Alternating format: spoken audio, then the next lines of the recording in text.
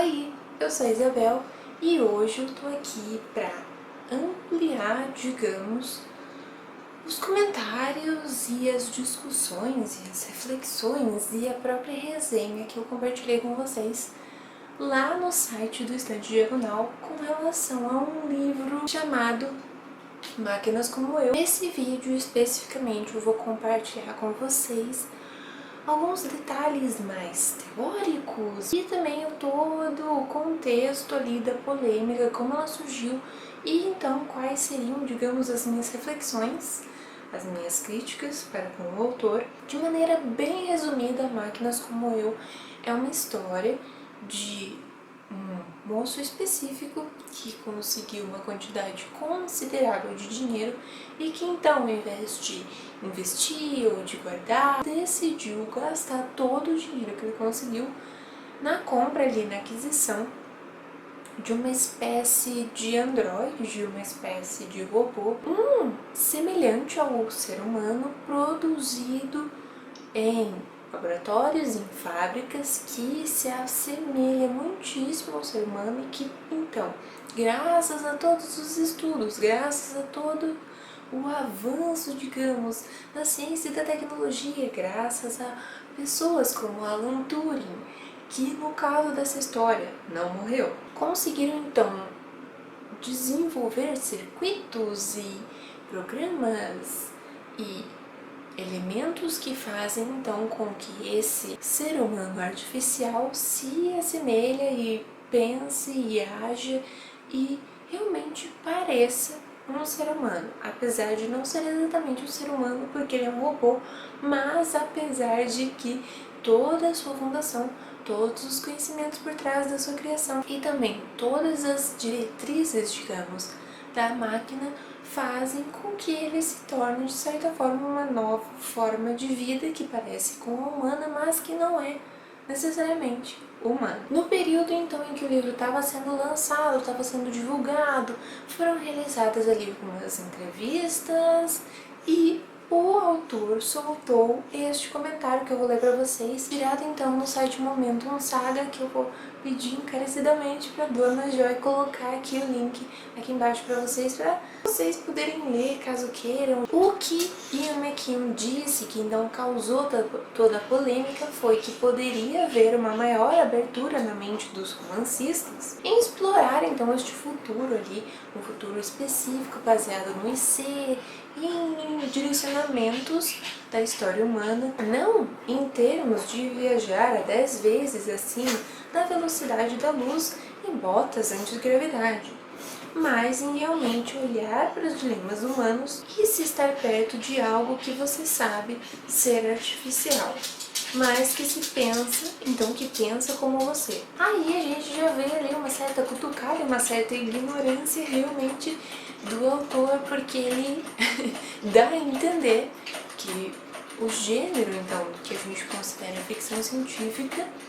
se baseia somente em corridas espaciais e coisas loucas acontecendo e objetos tecnológicos que fazem várias coisas, quando não. Desde o século XIX a gente tem Mary Shelley escrevendo um livrinho chamado Frankenstein, que reflete, que observa a sua realidade e imagina o que poderia acontecer caso uma pessoa específica, no caso Victor Frankenstein, decidisse criar uma nova vida, o que, de certa forma, se assemelha muito com o que a gente vê na obra de Ian McEwan. A ideia desse vídeo não é necessariamente dar exemplos de diversos livros que fazem exatamente a mesma coisa que Ian McEwan fez e mostrar então que por conta disso o livro dele é uma ficção científica, porque o livro dele é sim uma ficção científica, mas sim mostrar, trazer embasamentos não de livros de ficção científica, mas sim de outros autores, começando então pelo que o próprio autor diz fazer, que realmente, segundo Ian McEwan, diferencia então sua obra de todas as outras obras de ficção científica. Ele diz então realmente que ele observa o mundo e que ele não se utiliza então de viagens espaciais, de sei lá, máquinas que correm a 2 vezes a velocidade da luz e chegam então a uma nova realidade, entre outras coisas, mas sim que então ele observa o que nós temos hoje e que ele começa então a se indagar, a questionar sobre o que aconteceria, por exemplo, se Alan Turing não tivesse morrido, que é ali uma das bases da construção do mundo da história dele. Isso, caros amigos, e eu tenho aqui uma dissertação inteira para me embasar, além de autores importantes e reconhecidos para me embasar, não passa, segundo um carinha chamado Umberto Eco, que talvez vocês já tenham ouvido dizer, de uma coisinha chamada ucronia, que é nada mais, nada menos do que um mundo literário, então um mundo criado dentro de um livro onde são destacadas realidades futuras que representam possibilidades de novos rumos para uma civilização ou sociedade a partir da observação de eventos e contextos reais, que é o que nosso amigo Ian fez e que é o que muitos e a grande maioria dos autores, principalmente aqueles autores sérios, que querem refletir, que querem criticar, que querem fazer o leitor pensar e que acabam escrevendo ficção científica. É verdade que no caso aí desse texto do Umberto Eco, ele não fala necessariamente sobre ficção científica, porém o próprio autor já falou sobre ficção científica, sim, inclusive já defendeu a ficção científica como de certa forma ali uma tentativa de evitar que a gente chegue, isso a gente também pode ali acrescentar a nossa querida e amada distopia, em cenários demonstrados então em livros específicos. Mas indo além disso, seguindo além do simples evitar que a gente chegue em cenários e em contextos específicos, o que diversos autores falam e o que diversos autores comentam, não necessariamente somente sobre a ficção científica, mas sobre literatura em geral, é que a leitura desses livros, seja eles quais forem, nos faz então perceber coisas da realidade e começar a refletir sobre elas. Dentre estes livros, a gente pode citar assim os livros de ficção científica, porque eles nos fazem entender coisas, perceber coisas, observar coisas que talvez, se a gente só seguisse andando aí no meio da nossa realidade, a gente talvez não chegasse a perceber, a entender, a refletir, a possivelmente criticar. Para complementar então um pouquinho disso que eu já falei, eu vou ler aqui um comentário, uma reflexão de ninguém mais, ninguém menos do que Antônio Cândido, e fala então que o quinhão da fantasia, ou seja, essas histórias que muitas vezes parece que se diferem da realidade, que parecem que não tem realmente um pezinho na realidade, no mundo em que a gente vive, às vezes precisam modificar então a ordem do mundo justamente para torná-la então essa ordem mais expressiva. Ou seja, por meio dessa modificação da realidade, por meio dessas coisas diferentes que a gente acaba vendo em ficção científica, a gente acaba entendendo e percebendo melhor o próprio mundo real, o mundo em que a gente vive. De tal maneira, o sentimento da verdade se constitui no leitor graças a essa traição, digamos, metódica.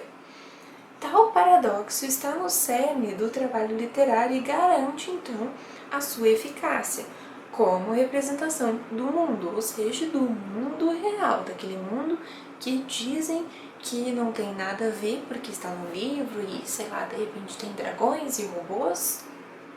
mas que acaba, então, permitindo que o leitor perceba coisas da sua realidade naquele mundo fictício. Mas para fechar esse vídeo, para fechar essa discussão, de certa forma, vale dizer que sim, ficção científica, talvez até um pouquinho de distopia ali, principalmente quando ela se une à ficção científica, ainda possuem muito preconceito na comunidade literária, principalmente aquela comunidade que se considera mais importante, que acha que está realmente levando a literatura para o caminho certo, entre outras coisas. Isso porque, em muitos momentos, acredita-se, como foi aí o caso de Ian McEwan, que ficção científica não passa então de viagens espaciais, explosões, robôs que conseguem correr na velocidade da luz ou botas antigravidade que levam adolescentes rebeldes a outros planetas, assim como em todo gênero literário, como em todo nicho, como em todo campo.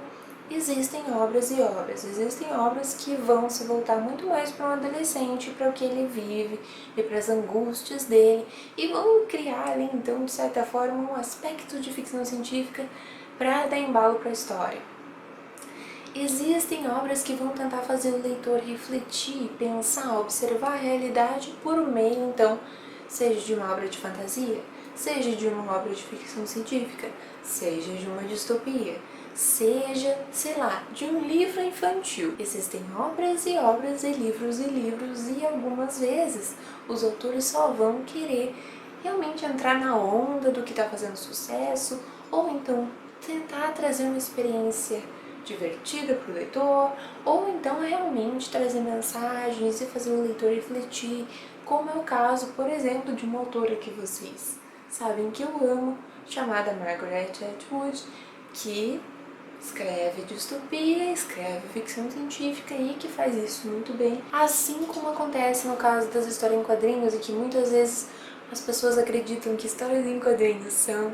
historinhas ali para crianças, para adolescentes lerem e que não podem possuir então conteúdo adulto, não podem possuir questões e reflexões e críticas fortes para com a sociedade. Também existe essa visão de que ficção científica é muito mais ali explosão, robôs, ETs e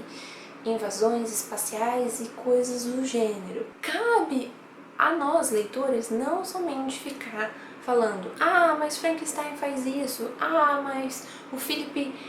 K. Dick faz aquilo, ah, mas tal autor fez um livro de ficção científica que realmente é bom. Mas sim, pesquisar um pouquinho mais, entender um pouquinho mais desse mundo e se basear não somente em obras, mas em autores que falam sobre isso e que defendem que sim, ficção científica, fantasia, livros infantis, sei lá mais o que,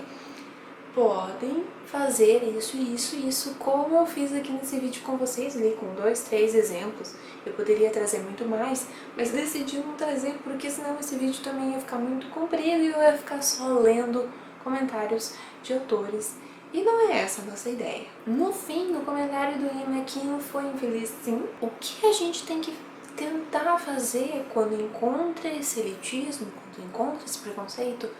não é somente ficar indicando obra e falar: vai ler Frankenstein, vai ler Fahrenheit 421, vai ler Philip K. Dick. Não, é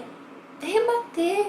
realmente os argumentos, é trazer conceitos, é trazer autores, falar: não, mas tal autor diz isso, e se você for pensar, olha bem, mais ou menos o que eu fiz aqui com vocês, mostrar que existem autores importantíssimos nesse mundo da literatura, que estudam literatura, que falam sobre literatura, que pode ser que tivessem ali algum ou outro preconceito ao longo da sua carreira, não sei, mas que trouxeram pra gente embasamento, trouxeram pra gente comentários que rebatem muito bem questões como essas. E eu acredito que somente conversando, debatendo, trazendo dados, a gente realmente vai conseguir mudar ali um pouquinho esse cenário e não somente indicando livros, porque indicar livros é bom até certo ponto, mas como a gente pode saber se a pessoa vai realmente ler tal livro quando ela já tem certo preconceito? E eu espero que essa discussão tenha sido interessante. Se vocês querem comentar alguma coisa, querem participar, querem dar a opinião de vocês com relação a todo esse assunto, coloquem aí nos comentários, vamos debater um pouquinho mais. E se você ainda não está inscrito aqui no Estante Diagonal, também já aproveita e se inscreve, porque tem sempre um monte de coisa bacana, um monte de conteúdo bacana, tanto aqui no canal quanto lá no site. E a gente se vê no próximo vídeo.